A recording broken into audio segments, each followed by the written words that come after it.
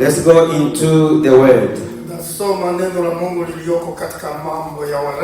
The book in the book of Leviticus, sura ya 25 25, kuanzia mstari wa kwanza from verse 1 hadi wa 13 up to 13. Alafu moja kwa moja And straight away tutasoma katika kitabu cha Luka, the book of Luke, ya Luka mtakatifu sura ya 4, the Gospel of Luke chapter 4, tutaanzia mstari wa 16 from 16 kufikisha 22 until 22.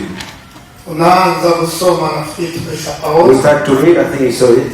Mambo ya Nyakati ya Walawi, mambo ya Walawi, Leviticus sura ya 25 mstari wa kwanza hadi 13. verse 25. Nasoma katika kitabu cha Kiswahili. Is reading. Kisha Bwana kanena na Musa katika mlima Sinai na kumwambia, nena na wana wa Israeli uambie, hapo mtakapoingia katika nchi niwapayo, ndipo hiyo nchi itashika sabato kwa ajili ya Bwana. Panda shamba lako miaka 6, na miaka 6 ipelee shamba lako la mizabibu na kuyachuma matunda yake. Lakini katika mwaka wa 7 itakuwa ni sabato ya kustarehe kabisa kwa ajili ya hiyo nchi, ni sabato kwa Bwana. Usipande shamba lako wala usipelee shamba lako la mizabibu. 5. Hicho kimeacho chenyewe katika mavuno yako usikivune, wala zabibu za mizabibu isiyopelewa usizitunde. Utakuwa mwaka wa kustarehe kabisa kwa ajili ya hiyo nchi, na hiyo sabato ya nchi takuwa chakula kwenu, kwako wewe na kwa mtumwa wako na kwa mjakazi wako na kwa mtumishi aliyeajiriwa na kwa mgeni wako akaye pamoja nao na kwa hayawani wako na kwa wanyama walio katika nchi yako. Maongeo yote yatakuwa ni chakula chao. 8. Nawe utajihesabia sabato 7 za miaka, maana miaka 7 mara 7 zitakuwa ni siku za sabato za miaka kwenu.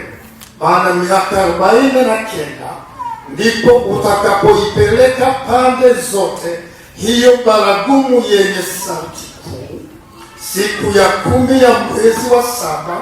Katika siku hiyo ya upatanisho mutaipeleka baragumu katika nchi yenu yote. Na mwaka wa 50 mutautakasa na kupiga mbiu ya kuachwa mahuru katika nchi yote kwa watu wote wanayokaa. Itakuwa ni, kwenye Biblia inasemaje? Ni yubile kwenu. Nani kila mtu atairudia miliki yake mwenyewe, nani mtarejea kila mtu kwa jamaa yake. Mwaka huu wa 50 utakuwa ni yubile kwenu. Musipande mbegu wala musivune kitu cho kimeacho chenyewe, wala musitunde zabibu za mizabibu isiyopelewa. 12. Kwa kuwa ni yubile, mutakuwa mwaka mtakatifu kwenu, mutakula maongeo yake yatokanayo shambani. Mwaka huo wa yubile mutairudia kila mtu miliki yake. Amen. Twende moja kwa moja katika kitabu cha Luka. Let's go to the book of Luke, sura ya 4 kama nilivyozungumza, chapter 4, mstari wa 16 hadi 22. 16 up to 22. Atakayependa taendelea mpaka 30, Up to 30. lakini mimi nitafikisha hapo. I stop the sickle there. Nasoma katika jina la Yesu. I didn't know Jesus. Akaenda Nazareti, hapo alipolelewa, na siku ya Sabato akaingia katika sinagogi kama ilivyokuwa desturi yake, akasimama ili asome. Akapewa chuo cha nabii Isaya, akakifungua chuo, akatafuta mahali palipoandikwa, Roho wa Bwana yu juu yangu, kwa maana amenitia mafuta kuwahubiri maskini habari njema. Amenituma kuwatangazia wafungwa kufunguliwa kwao, na vipofu kupata kuona tena, kuachwa huru waliosetwa, na kutangaza mwaka wa Bwana. Kwenye Biblia panasemaje? Waliofanya nini? Mwaka wa Bwana uliokubaliwa. Wangezungumza na Wakirunge pale. Akaifungua chuo, akaifunga chuo, akamrudishia mtumishi, akaketi, na watu wote waliokuwamo katika sinagogi wakamkazia macho. Kaanza kuambia, leo maandiko haya yametimia masikioni mwenu. Wakamshuhudia wote, wakastaajabia maneno ya neema yaliyotoka kinywani mwake, wakasema, huyu siye mwana wa Yusufu? Amen. Amen. Bwana Yesu asifiwe. Praise the Lord. Leo tutazungumzia yubile ni nini katika maandiko. We say, what is the jubilee in the scripture? Niliposikia ya kwamba baba huyu tunayesimama pamoja, The father here was together, when I heard, amezungumza ya kwamba leo ni siku ya yubile kwake. he said it is his jubilee today, akimaanisha siku miaka 50, meaning 50 years. Na mimi nikaingia ndani ya Biblia. Then I went into the Bible. Ili niangalie yubile Biblia inasemaje. Okay, what does the Bible say about jubilee? Kwa hiyo lazima tuelewe chimbuko ya yubile. Need to know where it came from, the word jubilee. Si jambo mtu yoyote alianzisha. It's not a word said by a human being. Ni jambo ambao Mungu mwenyewe, Something God himself alianzisha. he started. Baada ya kutoa wana wa Israeli katika nchi ya Misri, After taking them from Egypt, ambao ni nchi ya utumwa, in slavery, walipokuwa wanaelekea kwenye nchi when they went to the land, ambao amewaahidi yeye mwenyewe, they promised the one. akaanza kuzungumza na Musa. He started to talk to Moses. Mambo haya kama tulivyosoma katika kitabu cha Walawi. As we read the book of Leviticus, Kawaambia ya kwamba he said, mtakapokanyaga katika nchi ile, when you go to the country, kitu cha kwanza nchi itapokea, the first thing the country will receive itakuwa ni mwaka wa yubile, will be the year of jubilee. ambao kuelewa mwaka wa yubile, You need to know the year of jubilee, unaanza kuelewa mwaka wa Sabato. the year of the Sabbath. Na kuna masabato hii. There are 4 Sabbaths. Haya sitayazungumzia. I'm not talking about them. Ila tukielekea kwenye yubile. Toward to jubilee, Na mshukuru Mungu I thank God kwa sababu yeye because him anaanzisha kitu he kikawa na starts mwanzo, something with the beginning, alafu baadaye kikawa na then mwisho. it be the end. Kwa hiyo hii yubile This jubilee, ilikuwa na mwanzo, at the beginning, kwanza na wana wa we Israeli, start with the Israel people. ikielekea katika yubile yetu Go to our jubilee, ambao ni Yesu Kristo. which is Jesus Christ. Tunapozungumzia Yesu, When we talk about Jesus, yeye mwenyewe himself, aliyosababisha maandiko he haya, made the scripture kwa sababu Mungu because God, anatarajia kumtoa he Yesu was about to give ili him yeye mwenyewe so that himself aanzishe yubile to start jubilee, ambao nitaizungumza which I'm going to talk about jinsi today, inavyoitwa. how it is named. Bwana Yesu asifiwe. Praise the Kwa hiyo Lord. namshukuru Mungu. I thank God. Huyu baba singezungumza If hivyo, Father can say this, nafikiri si rahisi kufundisha somo hili. I think it's not easy to teach this Kwa subject. hiyo maandiko yanazungumza ya kwamba Therefore, the scripture says, yubile, kabla sijazungumza jina la Kiebrania, jubilee. Before I said the Hebrew ni name, sherehe maalum it's a party za matukio muhimu of the important events katika maisha ya mtu in the life of someone au shirika or a company au taasisi yoyote or an organization au wanandoa. or marriage. Mwanandoa the married people, anapohesabu miaka 20, when they count to 20 years, akipenda if they want, angefanya yubile, they can do a jubilee. kwa sababu ni tukio It's an event ambao ameliona katika miaka they 20. see in 20 years. Kuna mambo aliyoyapitia, There's something they went through, kuna mambo aliyoyaona something they saw, ambao si yeye mwenyewe akayatenda, not lead them to do it, ni mambo yaliyotendwa na Mungu. that God did. Kwa hiyo ni siku kubwa That's a good, the big day ili amshukuru to Mungu thank God, na apate muda wa kumfikiria. to get time to think about Kwa Him. hiyo hii starehe sasa This day, ilikuwa ni nzuri it kwao was good to them, wakielekea kwenye nchi ile. going to that country. Jubile kwa Kiebrania Jubilee in Hebrew, linamaanisha ya kwamba it means ni pembe la kondoo dume it's a horn of a au sheep male ng'ombe or a beef. ambao wanaitumia kama tarumbeta They use for a trumpet. au baragumu That's a trumpet, yenye sauti kubwa the big voice, kuitisha watu walioko mbali to call people are very far, ili waje wakusanyike so they can come together wafanye sherehe, to make a party, yani wale to eat, wanywe drink, na warukaruke, and they jump. kwa sababu ni siku kwao Because it's an event to them, it's a year to them. na hii miaka sitaizungumza I'm not talking about those years. kwa sababu inazungumza mengi sana ambayo siweze nikaingia. Many things I can go in. Bwana Yesu asifiwe. Praise the Wao Lord. walikuwa wanatumia So haya they're mapembe using those horns ya dume wa ng'ombe of the beef wa or the kondoo sheep au la ng'ombe or the beef kwa or the ram, kuitisha watu waje to wakusanyike. make sure people will come together. Alafu jina lenyewe The name itself, ambao ni yume waliokuwa wanaitumia Jubilee, you're using, ni obey. that you obey. Hilo ndio jina kwa Kiebrania That's the Hebrew. ambao walikuwa wanatumia You're using. wakizungumza hili pembe Say lenyewe. this horn. Kwa hiyo nataka nizungumze Jubile nne I want to take the moja kwa moja, Jubilee, take alafu away, nifikishe mwisho. then I conclude. Jubile ya kwanza The first Jubilee, inaanza na miaka 25. that is 25 years. Hii miaka 25 25 years, inaitwa yubile ya fedha, Silver Jubilee. sio silver fedha, kwa sababu nina mengine yanayozungumza silver. Kwa hiyo fedha, okay, inawezekana inaitwa hivyo hivyo. Yes. Kwa hiyo hapa mimi nimeandika inaitwa ya fedha, That's silver. kwa sababu walivyoiona, hawa ni watu walioita jina hili. So they gave the name. Walipoliona wakasema ya kwamba kwa vyovyote hivi Anything. huyu mwaka huu This year, ambao tumepewa na Mungu, give the Lord. jina linalotakiwa kwa The gani name, unaitwa fedha. the silver. Tunaingia kwa mwaka wa pili The second year, ambao unaozungumza yubile. upon Jubilee.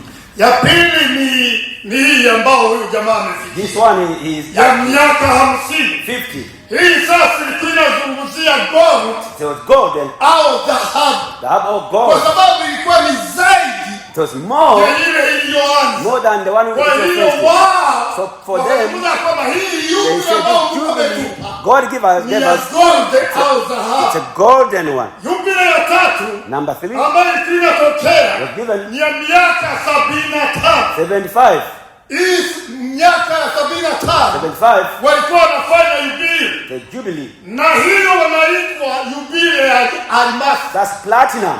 Unaona jinsi walivyoiona, You see how they say? yani kila aibe ina mazuri yake, The Jubilee has its good things. yani inaonyesha sura yake, Because it's shape. wanaiona kwenye namna nyingine. Kwa hiyo ya mwisho ambayo ni ya nne, The last one, kwa sababu nyingine nilizisimamisha, ni yubile ya miaka 100. 100. Hii yubile ya miaka 100 100. inaitwa milenia. That's a Kwa hiyo century. hii ni miaka sasa kibibilia, Biblically, ambao miaka mitakatifu the holy years, ambayo inazungumza starehe showing the kama vile goodness Mungu alivyozungumza. as God has said. Tumeshasoma sasa We saw that. jinsi Mungu alivyomwambia Musa How God told Moses kwa habari ya miaka 7 about 7 years, baada ya miaka 6, after 6 years, alafu 7 then 7 kuongeza mara 7 times 7, inakuwa ngapi? how many? Plus 7. 7 plus 7, how many? 40. Yani unafanya namna. If you multiply them, that's 49. Hapo nimepata. That's you know. Hii miaka sasa 49. Mimi ningesema 49. Okay? 49. Lakini Kiswahili ndivyo kinasema. So that's it says. Kwa hiyo sasa walitakiwa The head wahesabu miaka 6. count 6 years. Ikitimia When it's gone, wahesabu kaingia the seventh one wanaweka hapa. they put there. Alafu nyingine ikitimia Another wanaweka one they put hapa. another year. Nyingine wanaweka hapa. Another Ndio maana kaambia watahesabu. they count.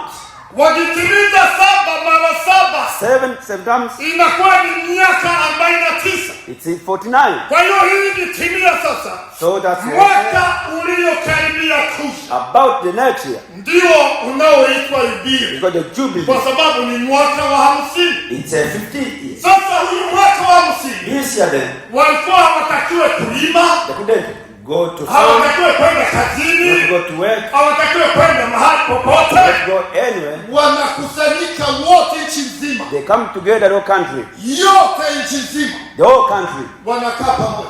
they go together. Nataka sasa nizungumze yanayotokea hapo hapo kwenye siku hii. I need to say what's going to happen that day. Japo inaitwa ni mwaka So it's called the year wa kustarehe of joy, au mwaka wa kukubaliwa na of Mungu, rest, or to be accepted by God. mwaka ukemegwa n'Imana. To be accepted by God. Umewasoma muriuka There's a read book of Ruth. rero yubile So Jubilee izungumza umwaka ukemegwa says, n'Imana, oh, they have to be accepted by God. umwaka wo kwihuza n'Imana, They have to be reconciled with God. umwaka w'abantu kwihuza n'abagenzi babo. To come close to their friends. Niko bisobanura yubile, That's Jubilee. nicyo bituma bategerezwa kurya That's why they to eat bakanywa. and drink. Nk'uko ijambo ry'Imana twasomye, Bible. Imana iravugira izoba kuri iyo What's going to yubile, happen to that Jubilee? n'ingazi zizoja mu mashamba kurisha, Even the cow would want to go there oya to the farm. zizogumaho They nyene. stay there. Uti none abantu bazogira ivuye What do people eat? umwaka wose nibaguma bicaye. Oh yes, they keep sick. Mu mwaka wa 48 In the 48 years, Imana yaragwiza ingere zidaharuka, God was multiplying many times ivyimburwa bikaba vyinshi. for their crops. Rero muri uwo mwaka w'48 In the 48 years, barimura bakarunda, they would harvest many things. birabiheza, They couldn't finish. bakababwira They barabandanya continued wa mwaka wa 49 49. kuko ntibarima They couldn't go to kubera farm yuzuye. for the penny. Rero baregeranya They collect and they uwo collect. mwaka niwo wa 50 To the 50th year, niwo rero bazoca bajya konti bazohima, that's when they eat, they're not izoba farming izobatunga mw'uwo mwaka wose. for the whole year. Nico gituma yitwa yubile That's what's called the Jubilee ya kustarehe. of rest. Na ukumbuke ya kwamba Remember mwaka huu kwanza that year first, unaitwa yubile ya nchi au sabato ya nchi. Jubilee of a country, of the Sabbath of the Maana country. yake na nchi inahitaji yubile, The country needs a na Jubilee. nchi inahitaji mapumziko. The country needs the rest. Kubw'ibyo rero Imana itegeka ibyo. Therefore, God Turavye rero commanded ibiri muri yubile. what is in Jubilee. Icyambere Number 1, twari kuruhuka. to rest. Yubile hagisobanura kuruhuka Jubilee means to mu rest. buryo bw'umubiri. Physically, Ntabwo ndiko ndajya mu buryo bw'umuhera. I'm not going spiritually. Aho tugiye mu mubiri I'm kuruhuka, kutajya ku To kazi, rest, you go to work. kutajya mu bindi, Not go in the ukora other things. gushura te kukarya You cook and eat mugasangira n'abandi. and they share with other people. Icyo rero nicyo bita yubile. That's what they call Jubilee. Umwaka wose wa 20. The whole year of it. aha ngaha bategerezwa kuruhuka I was supposed to rest umwaka wose, the whole year. The whole year. ariko sinizera ko ibyo uzokora ibyo ntabyozi nayo igihe ibyo ntabyozi. Left to tomorrow. Okay, Imana ishimwe. Praise the Lord. Yubile izungumza kuruhuka Jubilee means mu to buryo rest bw'umubiri, physically ugatuza and wiyumvira ibyo Imana yagukoreye what God did muri iyo myaka 49 in irenganye, 49 years past ikagushana kuba mwaka wa 50, until the 50. ukayiyumvira Imana, And the thing of uburebure God, bwayo, the ubwaguke bwayo, word is ineza yayo, the kindness, ibyo yagukoreye. what He did. Ikigira kabiri Number 2, cyaba kuri yubile, cyambere twabonye ko the Jubilee. twari twakiriwe It was to kw'abafungwa, to be free for ourselves. twakiriwe kw'abafungwa The freedom of the pamoja slaves, na kusamehe waliokuwa na madeni. then to forgive people who have debts. It was a day for the slaves to be free. They were in prison. Who are slaves of other people. Those who are used to work like people of Israel. What we're doing to that year of 50 that they call Jubilee. All the prisoners, everyone be happy. For the same. Who were slaves to other people. Who were serving other people.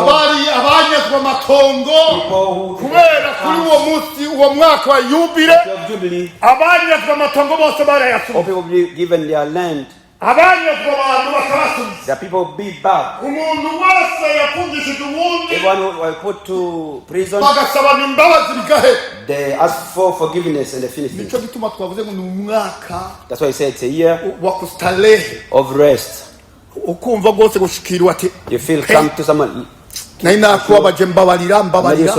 Please, I'm sorry. Forgive me. They forgive you. Then they say forgive them. If he is a servant, you know what I did to you? I'm sorry. Then go freely. Then they go freely without asking for anything.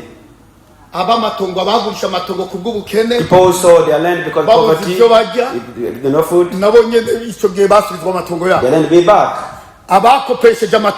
People lended those who couldn't give the money. They took like that. They'll be given back their lands. Is the good one or not? Is it good or not? It's a day for people for their problems to us. We conciliate. In that time some people didn't listen. They said no. I want to stay. Remember, people, someone to go back there. You wanted to stay there. Because the trumpet sounded. All people come together. It's a year of joy. It's a year of praise. If you say I want to stay, they put the metal in the fire. Then they're gonna make a hole in the ears. Other they get some rings. Wherever they go pass by, they know they start to be the slaves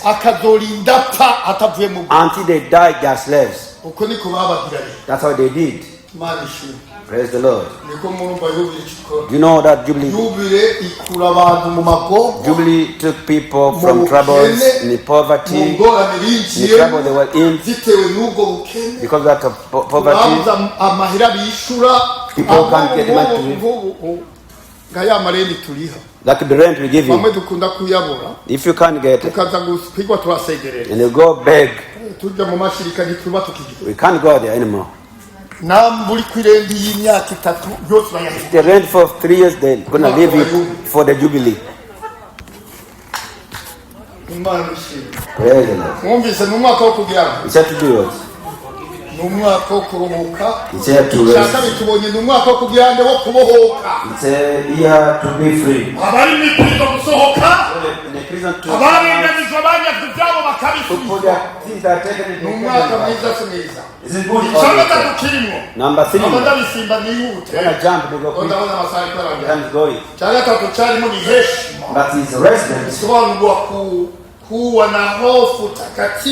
The holy fear. Showing the respect before God. How he is great. So they show the glory of God. How God is great.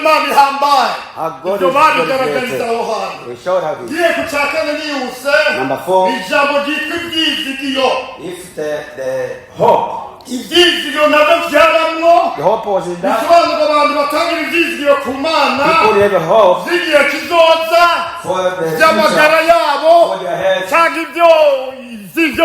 or what they go through. They will have hope. They say things. You're 49. Even now, God does what? He's doing it. There are people that have no hope. They don't count what God did. Believe God will do some more. Praise the Lord. Number 5. How to remember. To think, meditate. What God did. And thanking Him. And to learn what happened. You can read what I'm saying. The book of Leviticus 25. I'm 2 verses 39 now. That's right. You can see there. Something on nothing to be done on Jubilee Day. They share what they've got. Not only his own food, other than to share. Coming from there, from different places, they come together and eat together. No one says, I don't have it. You don't have to say, come, then you eat. The 7th, what they did, to know God deeply, to know God, to know Him indeed. Who is God? Who is He? Who is God? Check what they have at home. What they're going to eat the whole year.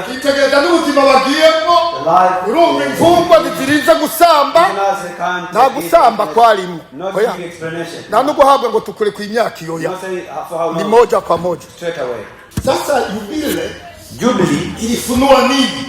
Was revealing what? Jubilee ilifunua kazi ya msalaba. Jubilee was revealing the work ambayo ilitokea baadaye kupitia Bwana Yesu Kristo. Through Jesus Christ, the Son of God.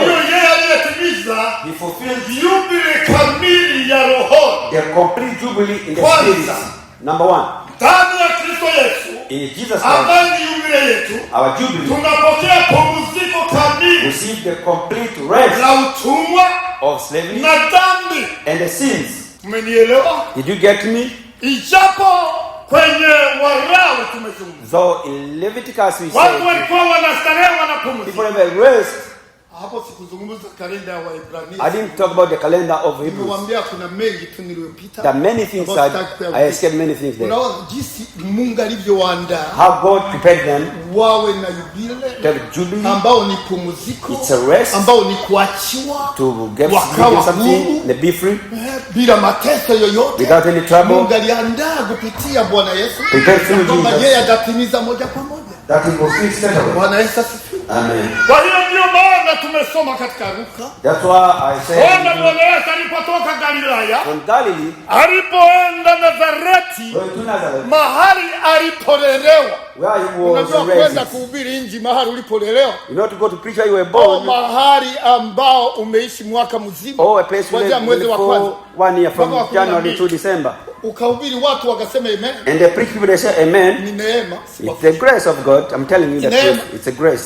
Wakasema amen mtumishi wa Mungu. They say amen. Hallelujah. Say hallelujah. Piga vigelegele. And they shout. Usifikiri ni rahisi. Don't think it's easy. Sasa yeye amerudi mahali alipolelewa. So he went back where he was raised. Neno linazungumza ambao tunaweza kujifunza kwa. The Bible said you can learn from it. Inasema kaingia sinagogi. Went to the synagogue. Kama desturi yake ilivyokuwa. As he was doing. Neno la Mungu linazungumza ilikuwa ni desturi yake. The Bible said that was his akamwenyerokiwe. That was doing. Kwa maisha ya mwisho. Going to the synagogue. Singili viwaje kwa Mungu gusa. Not only you, only Sunday.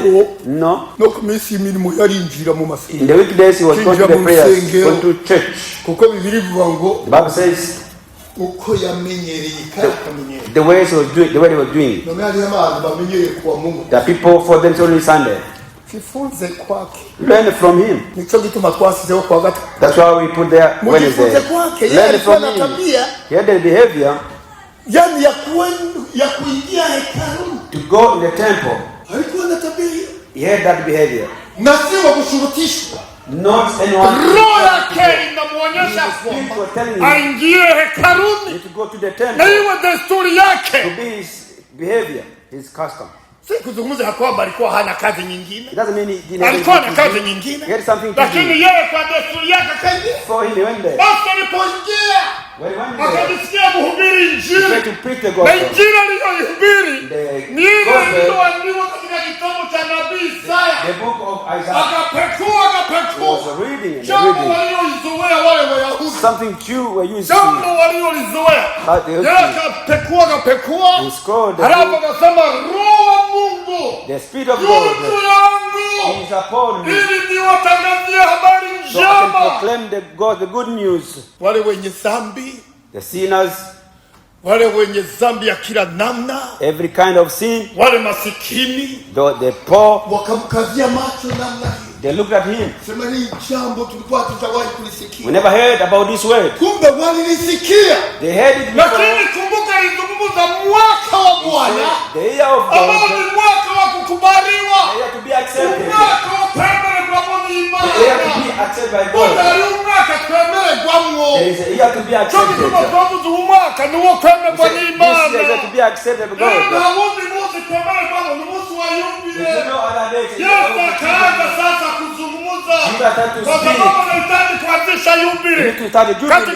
Katika Agano Jipya in the New Testament, nasema Roho wa Mungu yupo ndani yangu ili niwajulishe nyote mliopo hapa, niwahubiri habari njema. Good news.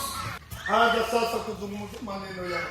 He started to say those words. Kasema wafungwa wote, all the people waliofungwa na mapepo, with the demons, waliofungwa na magonjwa, waliofungwa na dhambi, waliofungwa na uharibifu wa kila namna, ni siku kwenu, ni mwaka wa kukubaliwa na Bwana, ni mwaka wa kutawaliwa, ni mwaka wa kumwona Mungu, ni mwaka wa kukubaliwa. Hivyo alivyozungumza Bwana Yesu. Wakaanza kushangilia, wakaimba maneno hayo waliyozoea kuyasikia. Kwa sababu amezungumza hayo kwa wafungwa. Nafikiri wewe hapa ungeelewa Bwana Yesu anazungumza na wewe leo. You could know he's talking to you today. Ukiwa mfungo ungefurahi. If you are a prisoner, will be happy. Anza kushangilia. And the shout. Hapa kaingiza wa pili akasema. Number 2 says. Vipofu wapate kuona. The blind to see. Hiyo ni habari wanileta. It's a good news I'm giving. Remember over there. Waliofungwa walikuwa wanaachwa, wanafunguliwa. The prisoners will be free. Wenye baadaye wanafunguliwa. In depth they will be free. Vipofu vitafanya nini? The blind will do vipofu vitafanya nini? Blind will do what? Vitaona. Will see. Hiyo ni habari waliosikia. Good news. Alafu tatu. Number 3. Akazungumza ya kwamba watu huru walioteseka. Hivyo Bwana Yesu alivyosema. Asante mtumishi wa Mungu. Thank you, man of God. Clap for him. Clap for him. Clap for him. Don't be jealous. Hallelujah. Amen. Amenipa na wewe kuwepo hapa mbona? You get me. You didn't give me. Ungeichukua na wewe. He saw me take it to me. You are listening to me. Sasa ufanye hivyo kwa sababu don't be just because he did something good to me. Ni nzuri kuliko ile ya kwanza. That's good that from Amen. Yeah, lazima mfunguliwe. You need to be set free. Nasema walioteseka wafanye nini? People afflicted to do what? Wafungue walioteseka wapone. Those in trouble to be. Kuna watu walioteseka hapo. The people here afflicted. Yesu ametangaza habari hii. Jesus announced. Walioteseka wafunguliwe, wapate amani, wapate to get a peace, get a healing. Amen. Then he concluded by saying, tangaza mwaka wa Bwana wa kukubali. The year of God to be accepted. Amen. Amen. Sijui. I don't know the life you've got. Yesu ni jubilee yetu. Jesus is our jubilee. Ametufungua kututoa dhambini. He made us free from sins. Ametutoa kwenye madeni ya dhambi. From debts of sins as we used to go through. right there. To be better today. To accept. The people that time, though many were shouting, they say, thank you Jesus, thank you Jesus. And the some people, they shout for him. He's the son of Joseph. You know. What is new down here? Bwana Yesu akasikia yale wanayozungumza. Unajua watu wadharau watu. No, people who tunaposimama hapa wanaanza kuhesabu mahesabu. People they count us the way they know us. Wewe bahati mbaya kwako. Utapata chochote kwetu. You're not going to get anything from us. Utakayopokea ni wale wanayoshangilia. Only those who shout. Na kuzungumza ya kwamba hili neno litokalo kwa Bwana. This word coming from God. Sasa wakaanza hayo Yesu akawaona. They started just saying. Akasema okay. Yes. Nimeshawaelewa nyie. I saw you. Sasa jinsi watakavyozungumza maneno. How they say words. Kipindi cha kukamatwa. When we are arrested. Ya kwamba atamwambia kwamba jiponye. Kama tulivyosikia habari za Kapernaum uliponya watu. Ponya na watu wa hapa. Tukiona watu wa kwenu. Sio kuponya watu wa Kapernaum tu. Ponya wa hapa tukuone. Heal people here, we see you. Anaweza kusema nyinyi wajinga. Just say you ignorant people. Sitalifanya. I'm not going to do it. Ngoja niwaambie. Let me tell you. Elias alikuwa wa kwenu. Elijah was yours. Alikuwa katikati yenu. He was among you. Mbona hakufanya chochote kwenu? He didn't do anything to you. Kulikuwa na wajane kwenu. There were widows. Yupi aliyemsaidia? He didn't help anyone. Saidia mtu kuwa Serefati kule. He helped some from Zarephath. Akamsaidia. He helped that one. Watu wazuri. You could be good people. Wakuelewa yupi mliyopokea. You received. Elias sangesaidia wa hapa. Elijah could have here. Ndio maana Yesu akasema na pia aheshimiwe kwao. That's why a prophet can be respected at home in their own town. Na watu wanaozungumza na stories ufanye yale unayofanya kule unapoenda. So do what you do whenever you go. Unafanya na wewe unajua Yesu anavyonipokea. What can I do? You know how you receive me. Wauwezi kuyaona hayo. You're not going to see them. Ndio maana unakuwa kipofu. That's why you are blind. Jadi Jubilee imetokea lakini wewe unaingia na Jubilee is coming, you're going to be blind. Wewe niafanye namna gani na wewe ujisulije? What can I do the way you are? Tabia yako yenyewe haikuruhusu. Your behavior is not allowing you. Mwenendo wako haukuruhusu. Your behavior. Mawazo yako hayakuruhusu. Your mind is set. Anaweza kumwambia Elijah. Aliwasaidia nini? What did he help? Japo ninabii katikati yetu. It's a prophet about watu wa nje. He prayed to some people. Akaambia tena, akamwambia habari. He told them. Akamwambia habari ya nani ya Elisha. The story of Elisha. You know Elisha? Akamwambia kwenu kulikuwa na wenye ukoma. People had leprosy. Wengi mno. Many of them. Sasa bwana kwenu. To you. Elisha ambao ni nabii. Elijah the prophet. Abana karama kuponya. He had the gift to heal people. Kupona tabu moja. He didn't heal anyone to you. Halafu msome mimi niyafanye hapa. You ask me to do it here. Bila kufanya muujiza hapa. Before doing the miracle here, muujiza wa Bwana Yesu. you need to accept the miracle of Jesus. Anasema kama amkubali wale manabii niliotumia. If you don't accept the prophet I sent, if I do it, are you going to receive it? Elisha went over there. Naaman alikuwa wa wapi? Do you know where Naaman was from? He was from Syria. Syria na ukiangalia na pale. Syria and Israel. There is a walk there. Na wenye ukoma walikuwa wamejaa pale. There were many people. Disrespect is bad. Lazima mvue dharau. You need to remove the disrespect. Elisha akamponya Naamani kule. Elisha healed Naaman. Unaona? What do you see? Watu wa Mungu.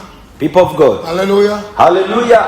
Bwana Yesu Jesus aweze kukutendea kitu. He can't do kama hukuwahi kukutana na nabii. If you didn't meet a prophet akikusaidia kitu. Helping you. Kwanza nabii. Kwa sababu tangu aje Bwana Yesu mbele yake kulianza na Yohana. Since Jesus before he came, John came first. Sema tengenezeni njia ya Bwana. Prepare the way of God. Yuko karibu. Tengenezeni.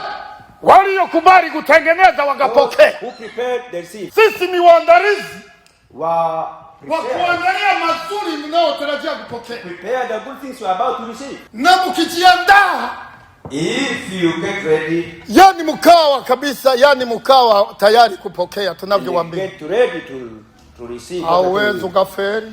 You can't fail. Sikufichi mbele za Mungu, hauwezi ukafeli. You can't fail if you listen to us. Kuna watu wanaosema nitamsikiliza Mungu. The people say listen to God. Ukitaka kumsikiliza Mungu nisikilize Mungu. Listen to me, man. Listen to me. Usiponisikiliza Mungu hutamsikiliza. If you listen to me, you're not listen to God. Usiposikia mitume wanaopita mbele yako. If you can say to apostle come in front of you, na wakatumua kwako, they are used before you. Halafu unapokea muujiza kupitia wao. And you receive a miracle from them. Baadaye utakutana na Yesu mwenyewe. Then you meet Jesus himself. Akimaliza yaliyosalia. Mumenielewa hapo? Did you get me? Mumenielewa? Did you get me? Ni ukweli wa neno, si ukweli wa neno. The truth of word or not? Ninazungumza Yubile. Tumeshaipewa Bwana Yesu amejitoa. Jesus gave himself. Wafungwa wafunguliwe. So the prisoner can be walioteseka na magonjwa wapone. Wenye matatizo mbalimbali watoke ndani ya matatizo. Kwa nini tusiwe na moyo niliozungumza? Why don't you have a heart that he said wa kutulia? To calm down. Jubilee inaonyesha utulivu. Jubilee show a rest, to be calm. Nchi hailimwi. Country no farming. Handwi. No planting anything. Haipandi. Mwaka mzima wa 50. For the whole year, 450. Hakuna taka kuvuna mwaka wa 50. No cropping, no harvesting. Munakula vile yalivyoviandaa. You eat what God prepared. Sasa hebu tufikie na maliza. I think I'm concluding. Nimeshafunga. Nikizungumza habari ya Jubilee ni mengi. If I talk of Jubilee, there are many. Naweza nikayafundisha nafikiri miezi miwili. I can teach about 3 months. Ndipo mnapoweza kunielewa. That's how you can understand me. Hapo nimegusa kamoja. I touched only one a bit. Ngoja niwaambie watu. Let me tell you people of God. Sisi for us, Wayahudi for the Jews, unajua jambo waliosimamia, you know the word they started from, ni lile la uumbaji of creation. Neno la Mungu linasema alipoumba, the Bible said when in creation, aliumba siku ngapi? How many days? Siku 6, alafu ya 7 akafanya nini? Akapumzika. He rested. Alafu wakati alipofufuka ni lini? When was he? Kanisa, the church, sisi tunasimama, we stand kwa ufufuo wake, to his resurrection. Ndio maana tunasali leo. That's why we come and worship today. Kwa sababu tunakumbuka jinsi alivyofufuka. Remember how he rose. He didn't stay in the tomb. He rose. Ndio maana neno la Mungu linasema, the Bible says, the first day of the 7 days of the week, the first day of the week. Amen. Why can't we do it on this one day? Even one day, Sunday, people can't rest. They work on Saturday, and the Sunday they work. They have no Sabbath. They have no resurrection at all. They don't have anything. No Sabbath, no resurrection. Jesus had the habit to do what? To come into the temple. We have to be in trouble, therefore. We have no day to rest. To remember what God did and share with people our other things. May God bless those who listen to me. Did you listen to me? Like if you heard me, God bless you. What can we do? Jubilee is to rest.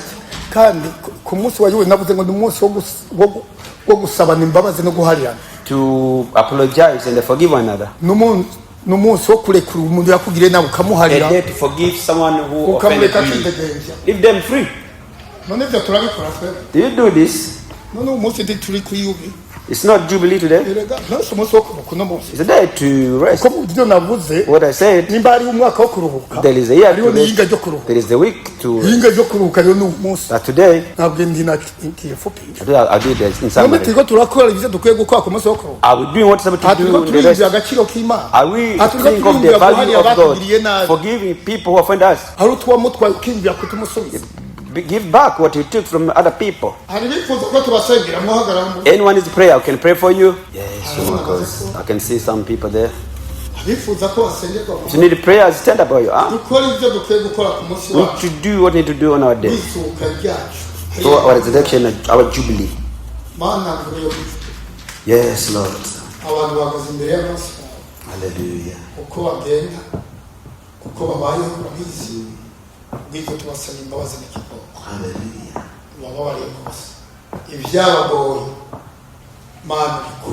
Yes, Hallelujah. ijambo ryawe ryatweretse kubohoka. Hallelujah. Birivuga kubohoka, birivuga guhumuka, birivuga gukirwa, birivuga kuva mu magorwa. Mana tabara ubwoko bw'abahagaze uve mu magorwa burimo. Yubire yawe bayibone, babohoke, batabagwe, baronke imbabazi, barwaye bari muri bo bakire.